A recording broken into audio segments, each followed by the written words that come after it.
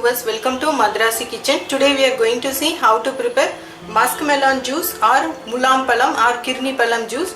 Already muskmelon is very sweet as honey, so we are going to add some dry ginger powder or sukku podi to the muskmelon juice to enrich the taste and healthiness. Ingredients are muskmelon or mulam palam or kirni palam.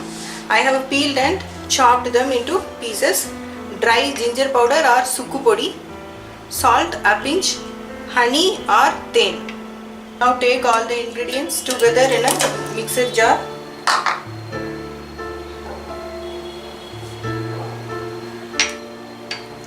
Salt or uppu, honey,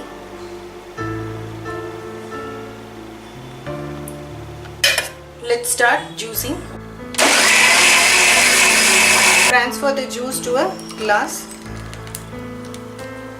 Muskmelon juice or mulam palam juice or kirni palam juice is ready to serve. Do like and subscribe with us for more videos.